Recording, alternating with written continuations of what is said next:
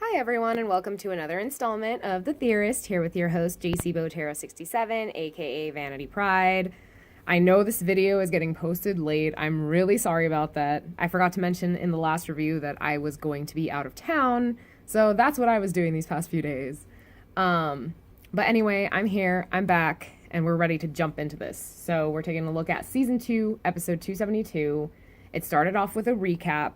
So basically, Baum and Co., they just got out of the Fruit of Good and Evil, and Battis is still having that flashback to this woman named Rose, who he apparently had some kind of past with. I believe it's D. We have the zoomed-in image of this woman's face, and it definitely looks like D. But pretty soon, Coffee Addict draws Battis out of his thoughts, and he's like, let's go. So then we jump to Big Breeder. He is again being warned that the people in the quarantine area have escaped and they are headed to town. And not Battis. I just keep mixing up those two. and the Big Breeder, he starts to have these thoughts. How did they escape? I even borrowed power from him to make that door. I suspect that him is Zahard, obviously. But anyway, aside from them, no data human should be able to open it. Could it be him too? No, that's ridiculous. It may cause a bit of a stir, but I'll have to awaken the giant. So, I was going to make this statement later on, but the whole giant thing turns out to be a lie, which we will touch base on later. But I mean, this Big Breeder, like, he's just up to some crazy shit. He just wants to keep throwing them all these obstacles because they're a threat to the hidden floor, and I'm just like, this dude needs to calm down. So anyway, back to Baum and Co. They're making a run for it, and you know they're pretty chill about it, I guess. You know, they're just running down this giant. It's like, oh, nothing's gonna happen, but pretty soon the giant wakes up at Big Breeder's command. And so he's about to strike at them. Andrasi, my amazing girl, uses her bong bong to get them out of that hit. And then Coffee Addict, right here, this dialogue bit, he says, no, it appears that the grand quest is not over yet. Could this be... Is that demon also one of Big Breeder's soldiers? It's a lie that the hand and demon seeking the fruit of good and evil weren't always one body, and that he has to eat the fruit of good and evil in order for the demon to awaken. That demon appears to have been a soldier that moves at Big Breeder's command from the very start. So like I said before, it was always a lie, as has been revealed to us by Coffee Addict. And then all of a sudden, there's all these hands emerging from the giant to try and attack Baum and Co.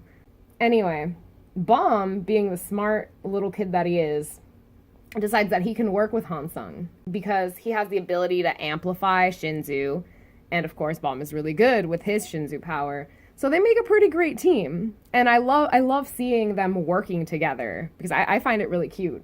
But then a few panels later, it's so funny. Baum's just like, I don't like working with this guy. Well, more specifically, he says, I don't like having to join forces with him, but we have to get to Big Breeder as soon as possible. Let's end this quickly. And I'm like, Baum, way to crush my hopes. He's so funny. He's so cute. But anyway, I was making the point that he was really smart about this. I think it might be later on when we come back to Baum and Co. But basically, he's like thinking, okay, we can't attack the arms. We have to attack the big body itself. So there's like a cool image that we'll stop on later on that has to deal with Baum's thought process. So anyway, we come back to Kun and Co. And we just see this innocent, cute little face of this bird. And Rock and Kun are still going on at it about attacking and not attacking. Of course, we know Kun doesn't want the bird to be harmed right now because it is fishy. And Rock is insisting that they have to do it. So then Rock gets fed up at one point, kicks Kun in the stomach, and then Kun is quick to wrap his arms around Rock's neck. And so he's holding him from behind, as you see in this image. And it just cracks me up because I'm like, is this a reenactment of Titanic? with the whole I will never let go. And Rock's arms are extended out. I mean, he could very well be the rose to Kun. But anyway. A crash distracts everybody. They all, like, glance in that direction. And friggin' Big Breeder is all like, oh, shoot, it looks like the demon has awoken. He's being all chill about it. And I'm like, bitch, please. Like, I know what you're up to. Kun knows what you're up to. You can't lie to us like this. So... he's so stupid. He says, the demon must be angry because you didn't finish the grand quest quickly. And Kun's like, what do you mean? And then Big Breeder says, actually, if you don't finish the grand quest quickly, the evil energy starts rising again and a demon awakens. Didn't I tell you? So then Kun's like, nah, bitch. What? When did you ever tell us that? Well, anyway, don't worry about it. All you have to do is beat that bird. So Big Breeder is just insisting on this whole, like, beat the bird, kill the bird, and all will be resolved. And then we see Dee and Miem talking, and they're suspecting something's off, too. Like, why is this happening? Clearly, Big Breeder's making up some shit. Some more thoughts from Big Breeder. Now that it's come to this, we might as well get rid of both of them at once. So both groups. I'm going to reveal what I was hiding in that bird. Which to me, well, I guess he'll reveal physically what it is. He's not going to say it. But we get a sneak peek with his thoughts here. So one of the bird's eggs contains another villain that I hid in there. I'll bring him out if they attack the mother long-tailed tit. I'll make them and their companions vanish from this place forever. So this was my exact same thought from earlier in the chapter. I'm like, everyone is a threat to this hidden floor. I've said this in previous reviews. And so I'm like, okay, you may as well just kill everyone off. If you're going to try and kill Bomb and Co off because they were in the Fruit of Good and Evil, you may as well kill everyone off. Everyone's a threat. Everyone's a threat. I mean, he's not even giving a fair chance to the heroes of the village, so it's just senseless.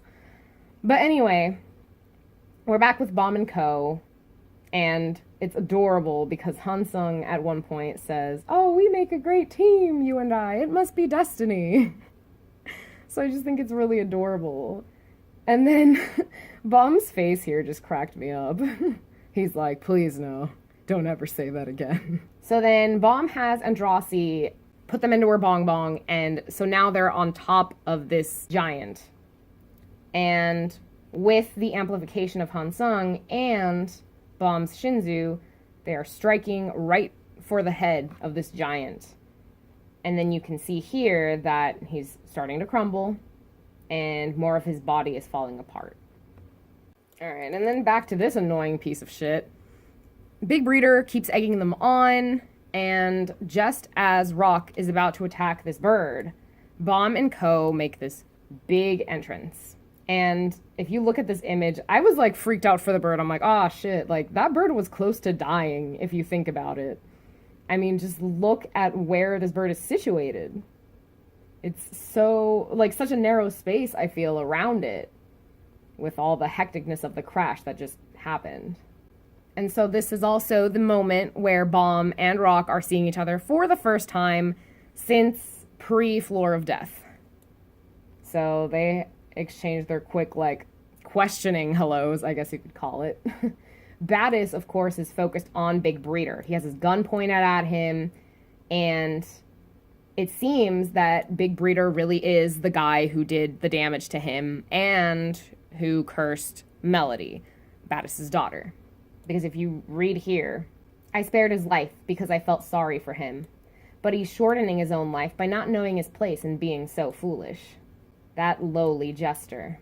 I mean, you look at that aura, too, in that picture. It's, like, so menacing. So then, this is the funny part. This is the last part now of this chapter. And I was thinking, oh, okay, these are the robot guards. They're looking for Battis and Hansung, like, any signs of them. And I was like, nothing's gonna happen with this. Like, you know, the review's basically done already. Like, I could probably save some time and not talk about this. But I was dead wrong. Because there is a mystery man who shows up behind them. He's wearing this hood, And, I mean, people don't recognize him. He's not part of the group whatsoever. So, the things that he says make him seem like he is Zahard. And this is what I mean here. That man, Han Sung-yu, he makes wise decisions in times of crisis. Too bad he's a man. If he were a woman, I would have made him a princess. And so people are like, oh, who are you? Who's that punk? He isn't part of our team. And someone says, identify yourself. So then this guy's like, identify myself? So now we get to see a little bit better view of his face. I am the one who selects and raises the noble talents who inherit the king's blood. I sort out the noble talents and their prey. And now, I am someone's sworn enemy. So, I believe he's Zahard, but based on the wording of that last bit, where he says, I sort out the noble talents and their prey, and I'm the one who selects and raises the noble talents who inherit the king's blood. You know, as a king, I don't know if he would speak about himself in third person. He might. But this also could be someone who works for Zahard. It might not be Zahard himself. Knowing SIU and knowing how much of a troll he is, you know, he makes me think that this is Zahard. But then it gets me thinking, and I'm like, well, this is SIU we're dealing with. It's probably not Zahard. I don't think we're going to see Zahard for a while, to be honest. But if this is him, that would be rad, because now we get to see, like, what he looks like. What is more amazing, though, is that he's someone's sworn enemy. So obviously Baum already has Viol. As I've mentioned for Kuhn before, I would believe it's his dad.